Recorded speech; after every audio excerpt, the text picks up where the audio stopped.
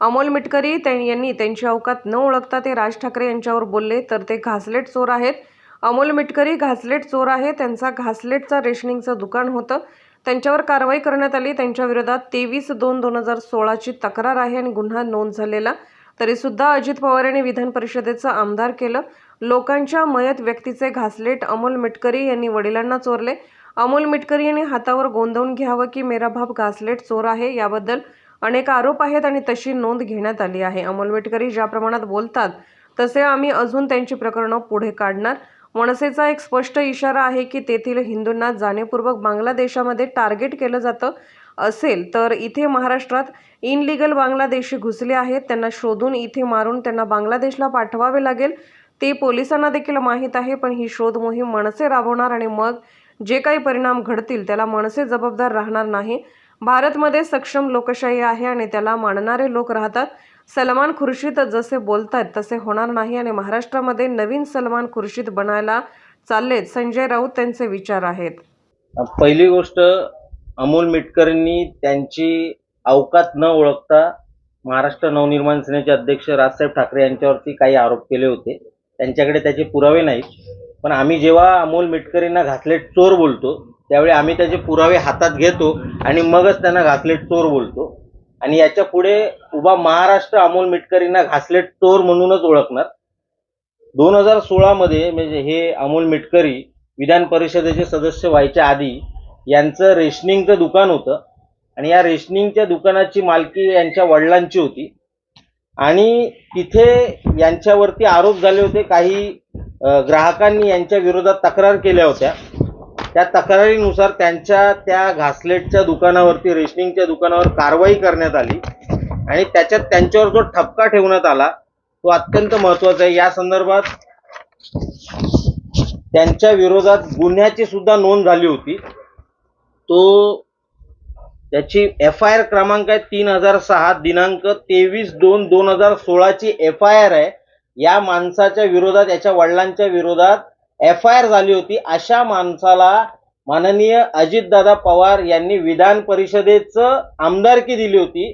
खरी तर महाराष्ट्राची अपेक्षा असते विधान परिषदेमध्ये अशी माणसं जातील जे विचारवंत असतील. तर माननीय अजितदादा पवारांनी महाराष्ट्राला एक असा आमदार दिला की जो घासलेट चोर आहे. याच्या संदर्भात त्यांचं लायसन्स हे शासनाने रद्द केलं होतं आणि त्याच्यावरती त्यांनी जे आरोप ठेवलेले आहेत हे आरोप अत्यंत गंभीर होते. लोकांचं जे मयत व्यक्ती आहेत अशा मयत व्यक्तींचं रॉकेल, केरोसिन हे मिटकरी आणि त्यांचे वडील चोरत होते, हा त्यांच्यावरती आरोप आहे आणि म्हणून त्यांचं हे लायसन्स रद्द केलं होतं. या विरोधात त्यांनी अपील सुद्धा केलं. ते अपील सुद्धा फेटाळण्यात आलं होतं.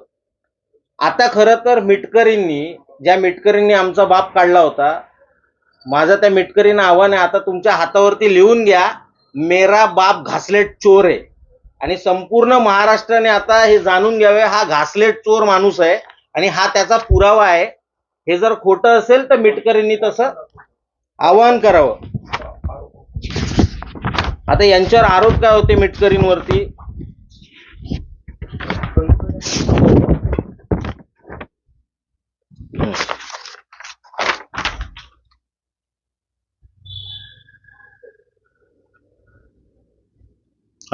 केरोसिन परवानाधारक यांनी मयत व्यक्तींना रॉकेल वितरित करणे, मयत व्यक्तींना बाहेर गावी गाव सोडून गेलेल्या व्यक्तींच्या नावाने, तसेच शुभ्र कार्डधारकांना केरोसिनचे वाटप करणे, एखाद्या व्यक्तीला 2-2 वेळा रॉकेलचे वाटप करणे.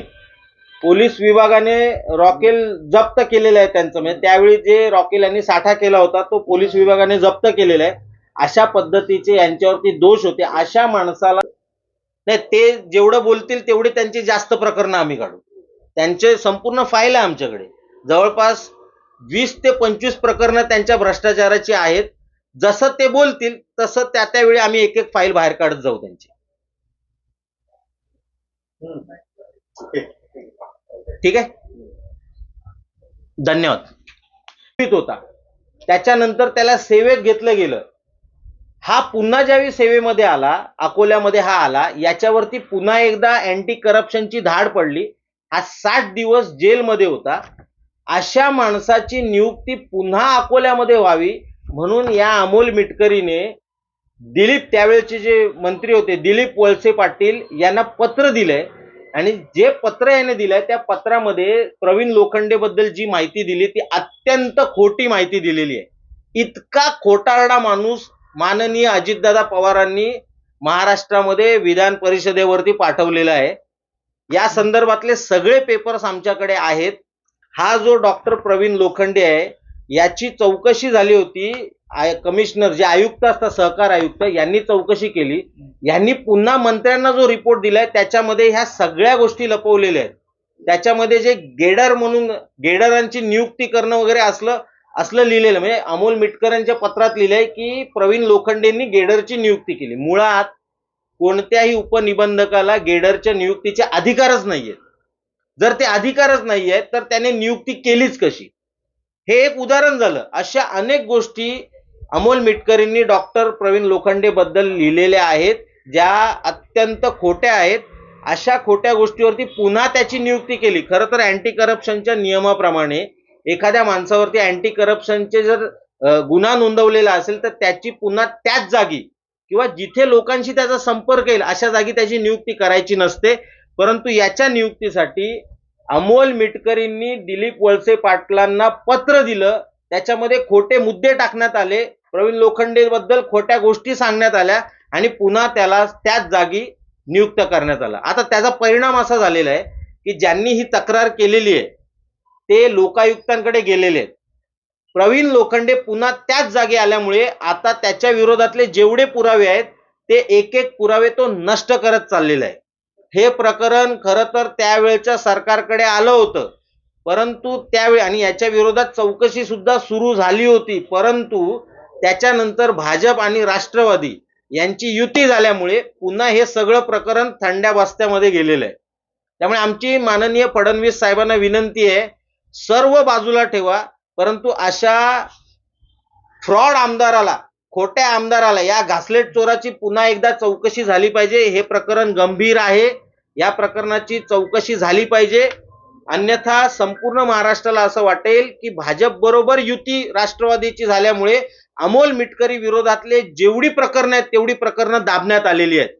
जर ह्या प्रकरणांची चौकशी झाली नाही तर पुढच्या वेळी पुन्हा अजून 2 नवीन प्रकरणं आम्ही तुमच्या समोर मांडू आणि महाराष्ट्रासमोर असं चित्र जाईल की हे सरकार अमोल मिटकरी सारख्या फ्रॉड आमदाराला पाठीशी घालत आहे.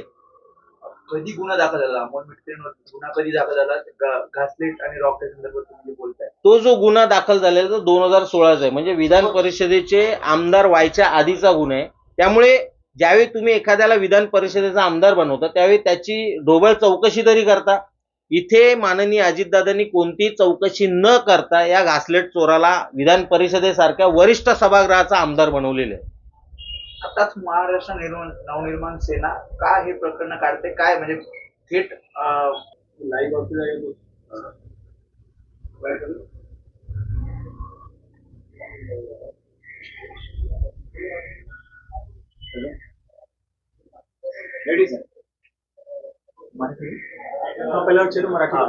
ज्या प्रकारे बांगलादेशमध्ये कर्फ्यू लागला होता, वातावरण पूर्णपणे चिघळलेलं आहे, परिस्थिती नियंत्रणाबाहेर गेली आहे आणि हिंदूंवर पण इथे अत्याचार होत आहेत, हिंसा इथे घडतीये. मनसेची नेमकी काय भूमिका या मंदिराच्या?